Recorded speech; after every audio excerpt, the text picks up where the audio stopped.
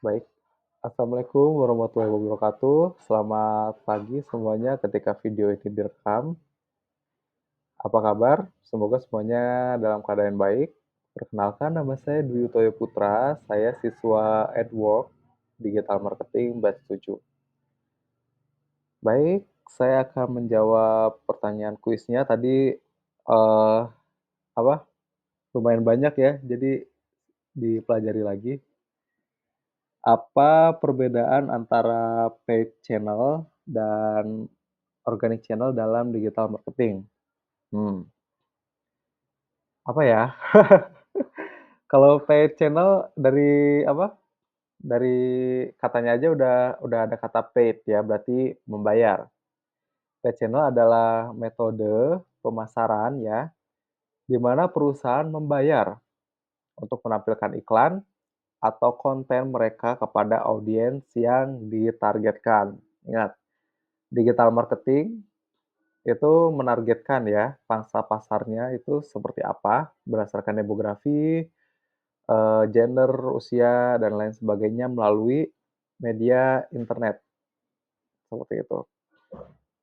Contoh iklan berbayar ya Google Ads, Facebook Ads, Instagram Ads, LinkedIn Ads, intinya, afiliasi yang berbayar ya, seperti itu.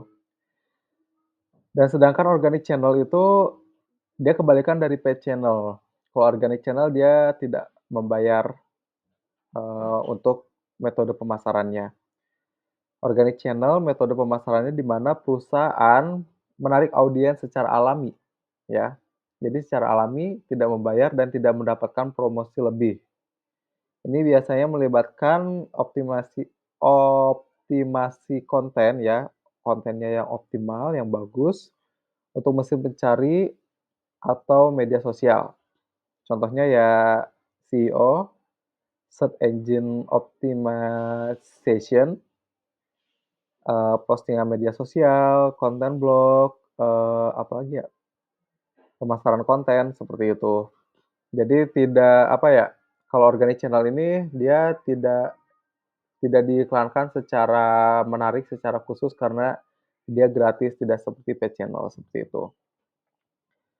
Lalu bagaimana nomor 2, bagaimana cara paid channel dalam strategi digital marketing? Apa saja contohnya? Nah, dalam kinerja kinerja paid channel ini ada penargetan ya, penargetan, ada pembuatan iklan, penempatan iklan, apalagi ya, anggaran atau penawaran, dan penentuan optimasi. Nah, penargetannya. Jadi melalui paid channel, kita bisa menargetkan ya, mendemografikan berdasarkan minat, perilaku, lokasi, usia, gender, bahkan juga pekerjaan, hobi, seperti itu. Jadi supaya iklannya itu tepat sasaran, itu satu, penargetan cara kerjanya ya. Yang kedua, pembuatan iklan. Membuat iklan yang menarik dengan menggunakan teks, gambar, video, atau kombinasi. Kombinasi antara teks, gambar, dan video seperti itu. Dan selanjutnya ada penempatan iklan, ya. Jadi ditentuin tuh, iklan iklan yang kita paid, yang kita promosikan, itu mau ditampilkan di platform atau jaringan iklan yang di mana nih, gitu kan. Mau gimana, gitu, platformnya itu, penempatan iklannya itu. Seperti di Google, di Facebook, gitu kan, atau jaringan display lainnya. Dan juga pastinya ada anggarannya kan, karena paid, gitu kan. Selanjutnya paid dan penawaran. Jadi, paid channel ini selalu memberikan harga anggaran. Jadi seperti contoh, jika iklan kita ingin dipasarkan secara 30 hari, 1 bulan, 30 hari, itu akan dikenakan misalkan biayanya 500.000 misalkan ya. Nah, tapi di sisi lain dia juga melakukan penawaran, gitu. Oh, jika jika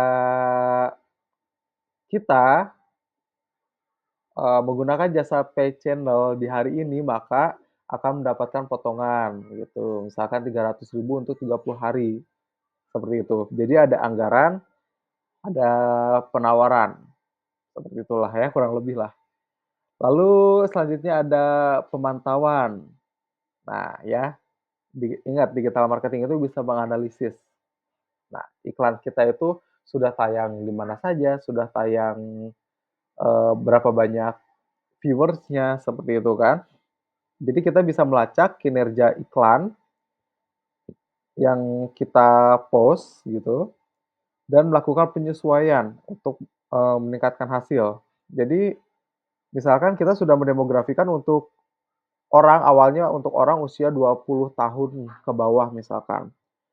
Oh ternyata untuk orang yang usia 20 tahun ke bawah, viewersnya sedikit gitu kan, karena mungkin mereka masih mahasiswa, masih pelajar, seperti itu. Lalu karena ada pantauan seperti itu, ada lacakan kinerja seperti itu, kita bisa meningkatkan hasil dengan cara kita misalkan edit untuk demografinya, oh lebih baik kita usianya 30 tahun ke bawah, seperti itu. Kurang lebih ya, semoga dapat dipahami. Ya contohnya ya, ya itu tadi, Google Ads gitu kan, Facebook Ads, LinkedIn Ads, Instagram Ads, pokoknya, hal-hal yang berbayar ya, pokoknya platform-platform yang berbayar seperti itu. Lalu nomor 3, bagaimana cara kerja organic channel dalam strategi digital marketing dan apa saja contohnya? Oh ini berarti kebalikan dari nomor 2 ya. Ingat organic channel itu dia tidak berbayar, tidak seperti paid channel. Jadi cara kerjanya ya penelitian kata kunci, menemukan kata kunci yang relevan yang dicari oleh audiens target. Jadi kita harus benar-benar, apa ya, membuat judul dan membuat deskripsi yang benar-benar, apa, menggambarkan produk kita seperti itu, ya. Jadi supaya lebih mudah untuk ditemukan dan juga membuat konten. Jadi membuat konten yang berkualitas tinggi dan relevan dengan kata kunci tersebut. Jadi kontennya itu harus bener-bener relevan, harus bener-bener menggambarkan, mendeskripsikan, mempresentasikan tentang produk itu, agar supaya lebih mudah untuk ditemukan. Karena, organic channel, apa ya, gimana ya, cara memasarkannya tidak tidak seeksklusif paid channel, seperti itulah kurang lebih. Lalu ada optimasi on page mungkin ya, jadi mengoptimalkan elemen halaman web seperti judul, seperti meta deskripsi, seperti struktur URL, distribusi konten, dan membangun tautan gitu kan. Jadi membangun tautan itu apa, mendapatkan tautan dari situs web, ya untuk meningkatkan otoritas dan meningkatkan pencarian. Jadi untuk organic channel ini kita benar-benar penelitian kata kunci gitu kan, pembuatan konten, optimalisasi on page, distribusi konten, membangun tautan, itu harus benar-benar kita bisa memilah kata, bisa membuat deskripsi, membuat tulisan yang benar-benar menggambarkan dari produk apa yang kita, jual, seperti itu. Contohnya ya SEO, Search Engine Optimization,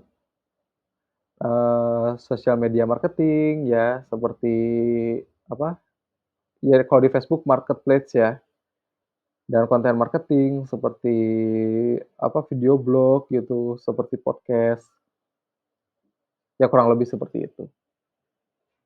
Nomor 4, bagaimana kelebihan dan kekurangan dari penggunaan paid channel dalam strategi pemasaran digital? Apa ya, kelebihannya ya hasilnya cepat ya, karena apa, kita membayar dan kita memperoleh apa, pemasaran yang eksklusif seperti itu satu. Kedua, penargetan yang spesifikasi, Penargetannya spesifikasi, jadi lebih lebih apa, lebih tepat sasaran, ya seperti yang sudah disampaikan tadi, lebih tepat sasaran, kita mau memasarkan ke orang yang bagaimana gitu kan, yang hobinya seperti apa, usianya berapa, gendernya apa, pekerjaannya gitu kan. Dan kita dapat mengontrol penuh, memberikan kontrol penuh atas anggaran kan, mendapatkan iklan dan pesan. Kontrol penuh 24/7, karena pengguna internet itu 24 jam ya. Jadi iklan kita selalu tampil 24/7 seperti itu. Dan skalabilitas dapat dengan mudah diskalakan sesuai kebutuhan, ya pokoknya eksklusif lah kelebihannya ini. Nah kekurangannya kan paid channel ini membayar kan, jadi kekurangannya mungkin karena ada biaya ya, sangat ini relatif mungkin ya, sangat mahal mungkin, relatif tapi ya kalau mahal kan. Kalau misalkan perusahaan dapat memberikan 100 juta untuk promosi, untuk pemasaran, ya why not gitu kan. Tapi kalau misalkan perusahaan memberi, budgeting, memberi anggaran yang sedikit, ya ini mungkin biaya termasuk kategori kekurangan seperti itu. Ya selanjutnya mungkin ketergantungan ya, karena sudah terbiasa menggunakan paid gitu, dia nanti muncul ketergantungan bahwa setiap mempromosikan harus membuat paid channel gitu. Sebenarnya, eee, ada kalau kalau menurut saya pribadi ya, digital marketing juga harus digandeng dengan marketing tradisional, seperti itu. Jadi oke kita membuat paid channel, kita memasarkan di internet, tapi kita juga harus harus apa ya, memasang baliho seperti itu. Karena karena oke semua orang menggunakan internet, tapi belum tentu orang itu bisa membaca, menangkap apa yang dipresentasikan, apa yang ditampilkan di dalam internet itu tersebut, ya. Ya seperti itulah, kurang lebih. 5, nomor 5 ya terakhir nih. Bagaimana kelebihan dan kekurangan dari penggunaan organic channel dalam strategi pemasaran digital? Ya kelebihannya biaya rendah ya, bahkan nol, jadi tidak memerlukan biaya langsung seperti iklan berbayar, seperti paid channel, itu satu. Kedua, kepercayaan dan kredibilitas. Nah, konten organik cenderung lebih dipercaya oleh pengguna, katanya. Ya katanya seperti itu kan. Jadi, ya sudahlah skip. Dan selanjutnya ada efek jangka panjang. Jadi konten yang dioptimalkan dengan baik dapat terus menghasilkan traffic dalam jangka panjang. Karena kalau paid channel kan ada ketentuan waktu tertentu ya. Jadi membayar 500 ribu untuk 30 hari gitu. Sedangkan organik itu kalau kita post, ya itu postingannya akan ada terus di situ gitu. Jika kita post di Instagram, postingannya akan ada terus di situ gitu. Kecuali postingan itu kita menggunakan paid channel, maka postingan itu akan di-publish secara eksklusif dengan jangka waktu dan biaya yang sudah ditentukan sebelumnya. Seperti itu ya kekurangannya, mungkin waktu kali ya, memerlukan waktu lebih lama untuk melihat hasil dibanding dengan paid channel, karena itu iklannya tidak dieksklusifkan gitu, tidak disebar secara global, secara umum.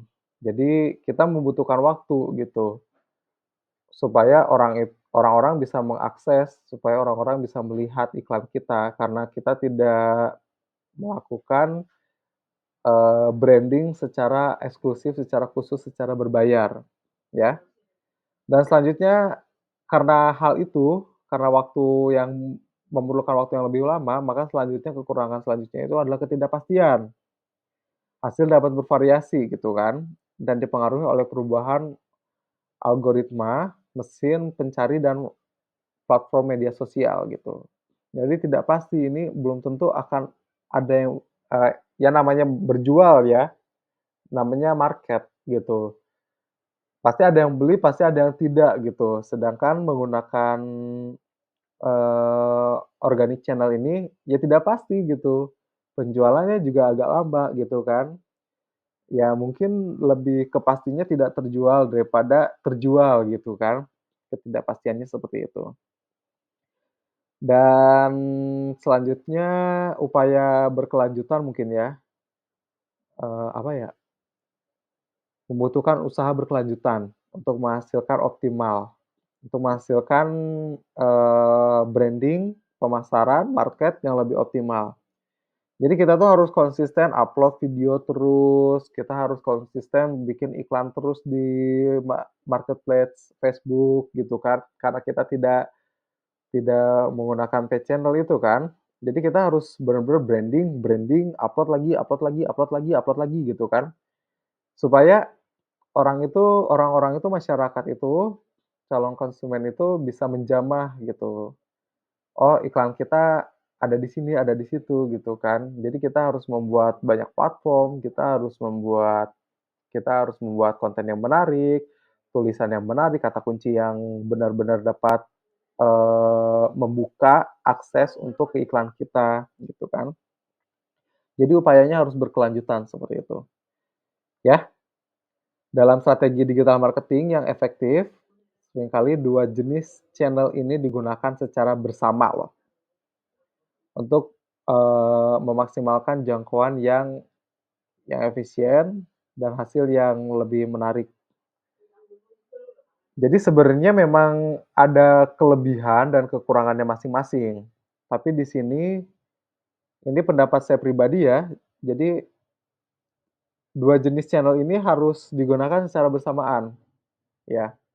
Seperti contoh tadi, kalau organic channel kita harus melakukan upaya berkelanjutan, kita harus posting di sini, kita harus upload di sini gitu kan, kita harus share di sini.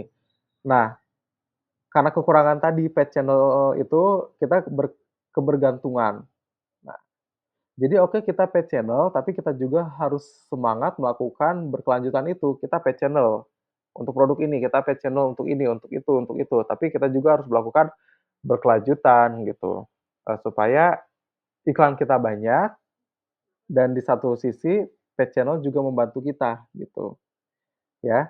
Jadi kita melakukan branding di digital marketing internet, tapi kita juga melakukan marketing tradisional seperti memasang baliho gitu, seperti oke iklan juga di TV atau di radio seperti itu.